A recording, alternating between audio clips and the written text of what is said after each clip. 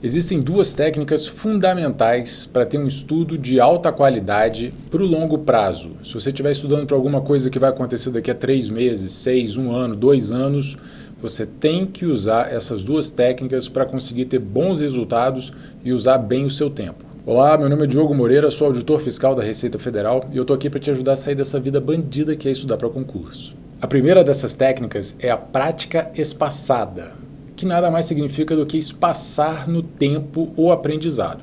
Seja a leitura da teoria, que você vai espaçar no tempo, você vai estudar de pouquinho em pouquinho durante muito tempo, sejam as revisões, especialmente as revisões, que você vai espaçar no tempo também. Você vai revisar um pouco agora, um pouco mais adiante, um pouco depois de um tempo.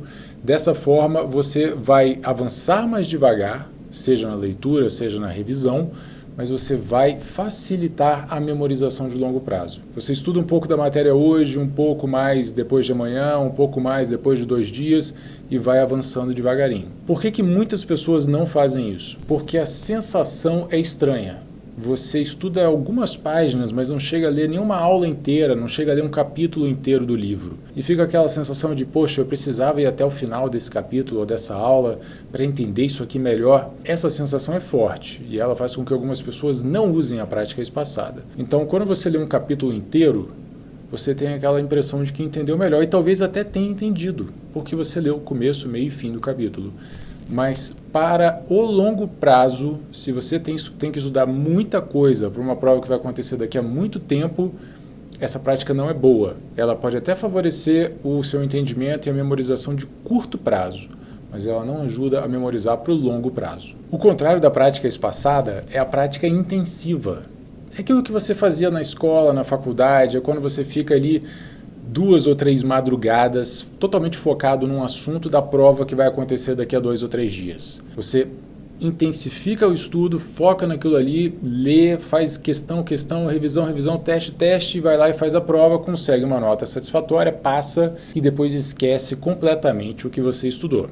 Essa é a prática intensiva. Funcionava na época da escola, funcionava na faculdade, mas se você estiver estudando para concurso, não vai funcionar. Você vai fazer uma prova daqui a 6 meses, daqui a 1 ano, então você nem sabe quando é a prova. Então não dá para usar a prática intensiva. Não dá para ficar com uma matéria só o dia inteiro, não dá para ficar com uma matéria só a semana inteira ou o mês inteiro, pelo amor de Deus. Entenda o seguinte, eu já mostrei em outro vídeo aqui no meu canal no YouTube um estudo mostrando que a prática intensiva favorece até mesmo o aprendizado. Você aprende mais com a prática intensiva no curto prazo.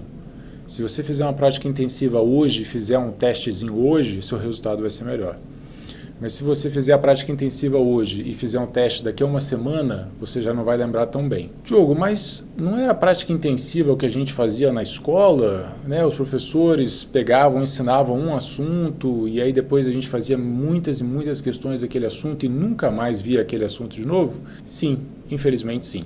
No ensino normal, utiliza-se muito a prática intensiva, que não favorece o aprendizado e é por isso que você aprendeu e esqueceu quase tudo. A segunda técnica de aprendizado muito importante é a recuperação ativa.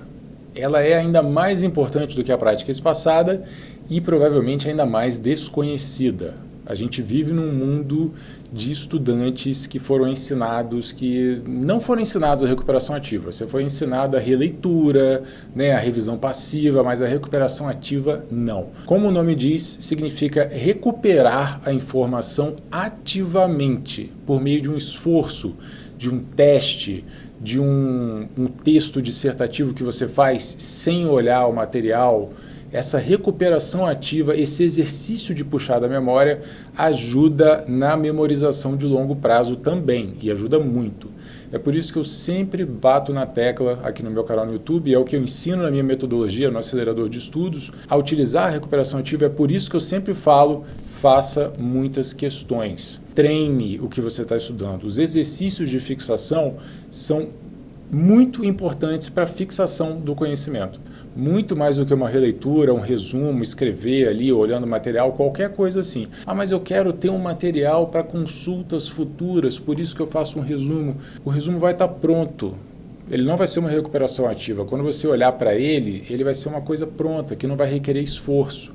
por isso ele não vai te ajudar tanto para memorizar para o longo prazo. A meu ver, existem duas formas de fazer recuperação ativa. Uma delas, como eu falei, é uma dissertação, que você escreve, é como se você resumisse o que estudou sem olhar o material. Mas não é assim, lê um parágrafo, olha para o teto e escreve, não.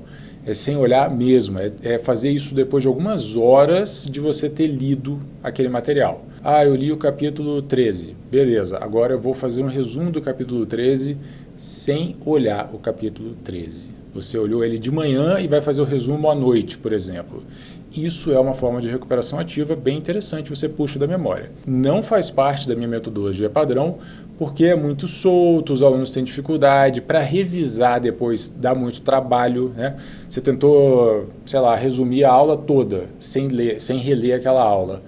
Vão ficar buracos, vão ficar falhas. Esse processo é importante, mas você voltar naquela aula para poder preencher esses buracos de memória vai dar muito trabalho, vai tomar muito tempo. Quando a gente estuda para concurso, o tempo é importante. A gente tem que levar em consideração também que a gente está correndo contra o tempo. A prova vai acontecer em determinado dia. Às vezes você nem sabe quando, mas o dia está cada vez mais perto. Então você não pode vacilar. Existem algumas técnicas boas de estudo para concurso que a gente não usa porque são demoradas. Tá? Então tem que levar em consideração também a velocidade de avanço. A forma mais prática, então, de fazer recuperação ativa é testando, testes, questões. E quando a gente fala de estudar para concurso, questão é o que não falta. Você encontra hoje sites de questões com centenas de milhares de questões, a maioria comentada por professores, por alunos. É bem legal, os sites de questões estão muito bons hoje em dia. E isso é material mais do que suficiente para você se testar. E ao fazer essas questões, lembre-se, você está fazendo recuperação ativa. Você está puxando da memória a informação, você está trabalhando aquilo ali ativamente. Não é simplesmente um teste de conhecimento. Quantos % de acerto você vai ter? É um processo de revisão. Revisão via questões. Porque quando você lê o enunciado, você está revisando. Quando você lê as alternativas, você está revisando. Quando você olha o gabarito, está revisando. Quando lê o comentário para entender por que errou, também está revisando. Tudo isso é um processo de revisão. E é uma revisão ativa, é uma recuperação ativa. E se você pegar as questões daquela aula e espalhar no tempo, espaçar no tempo, logo depois que leu a aula, um tempinho depois, mais algumas semanas depois, você está fazendo também a prática espaçada.